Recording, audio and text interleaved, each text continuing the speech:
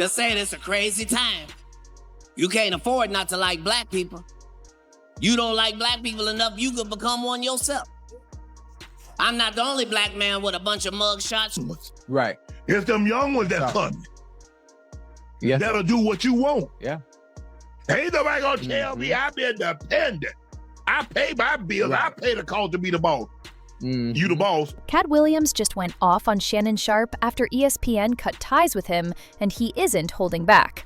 According to Katt, it's hard to feel sorry for Shannon because, despite all the advice he used to give, he still fell for one of the oldest tricks in the book.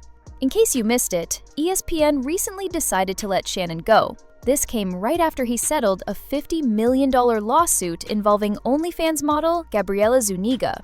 What makes it even crazier is that Katt had already warned him about this very thing. While talking to Shannon on Club Shay Shay, Katt flat out told him that getting involved with white women could end up causing serious problems. Grateful for that, but I just wished, of all things, like I said, hey, they did what they felt they needed to do, and I'm at peace with that. But I just wish, guys, this thing could have waited until. But Shannon ignored all the warnings and red flags. Now he's left without a job, humiliated, and trying to figure out his next move. Instead of being cautious, he ended up handing over a massive settlement to the model, getting dragged through the media, and then losing his spot at ESPN. The truth is, no big network is going to jump at hiring someone whose name is tied to a lawsuit settlement. That's why Katt Williams is basically saying, "I told you so." People close to the matter claim Katt has zero sympathy for Shannon, because he had it all and ruined it by making careless choices. One source even revealed that Katt's warning about white women wasn't just some random statement. He already knew Shannon was seeing this young OnlyFans model well before the lawsuit surfaced, and he could spot the setup from miles away. Katt made it seem like he was talking about Jonathan Majors, but the message was really aimed straight at Shannon. As great as any other women. But I'm not gonna act like I'm not scared of them. I have a reason to be scared. You could be Kang the Conqueror, and they could take your rabbit ass down in 2 weekends. That just goes to show that while Katt cracks jokes, he never lies. Shannon, on the other hand, refused to take him seriously. To make matters worse, Shannon agreed to hand over millions to the OnlyFans model, thinking it would protect his career and make the scandal fade away. But ESPN still let him go. And here's the wild part. Just one day after the settlement hit the news, Gabriela announced on Instagram that she was leaving OnlyFans. She wrote, "Today, I've decided to retire from OnlyFans. Thank you for the incredible support these past few years. This community has given me a life I never imagined. I'll still be active on social media and have exciting new projects coming soon. I'm truly excited for this next chapter." In other words, Shannon basically funded her retirement. She even said she secured generational wealth off a 50-year-old man who fell into the wrong situation. It sounds unbelievable, but it's true. And the reason Shannon isn't getting sympathy isn't just because he got played, it's because of his hypocrisy. This is the same man who once claimed he wouldn't spend more than $30,000 on his daughter's wedding. Fans immediately dragged him after leaked texts revealed the OnlyFans model charged him $25,000 per cheat. One person on X said this scandal needed to happen to expose Shannon's double standards, adding that it erased whatever respect people still had for him.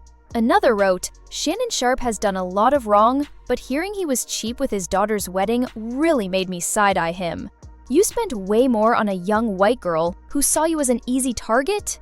How dumb was that?" And as if that wasn't embarrassing enough, just days later, ESPN cut ties with him completely. They didn't even release a proper statement.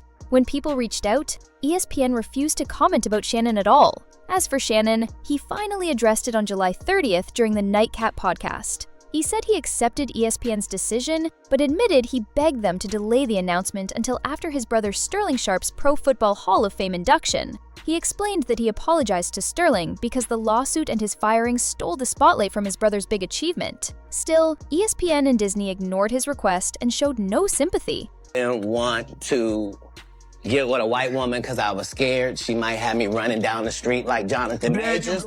Come on, Katt. Not because I didn't like white women. I think white women are as great as any other women. But I'm not gonna act like I'm not scared of them. I have a reason to be scared. You could be Kang the Conqueror, and they could take your rabbit ass down in 2 weekends. And that's the truth of the matter. So I stayed away from that. You see Jonathan Major, what he went through, Marvel dropped him as soon as the conviction came out. And you were telling the Hey, you saw that black woman come get his charge cut in half? Thank you, Megan Good. God bless you coming to save that slave. If he'd had to be there by himself, he was getting all four. Guilty. She came in there, was just so beautiful, they had to knock half of it off. And here's where it gets even crazier. Shannon was just about to close a massive $100 million deal before the lawsuit hit. He was in talks for a podcast contract that would have covered all his Shay Shay Media projects, including Club Shay Shay, Nightcap with Chad Johnson, Club 520 podcast, The Bubba Dub Show, and Humble Baddies.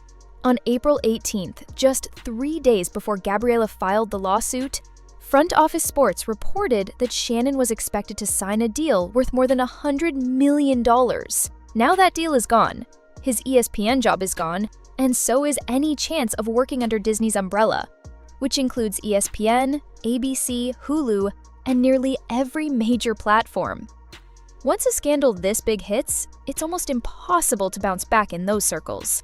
The projects that were supposed to make Shannon a podcast powerhouse disappeared the moment he got involved with a 19-year-old white girl. And that circles right back to what Katt Williams said. Nobody feels sorry for Shannon, because he had it all. Money, influence, opportunities, and he threw it away with careless choices. But what do you think? Was Shannon's downfall completely his fault? Did ESPN make the right move by cutting him off so quickly? And how do you feel about him spending millions on an OnlyFans model while limiting his own daughter's wedding budget? Drop your thoughts in the comments, and I'll see you in the next video.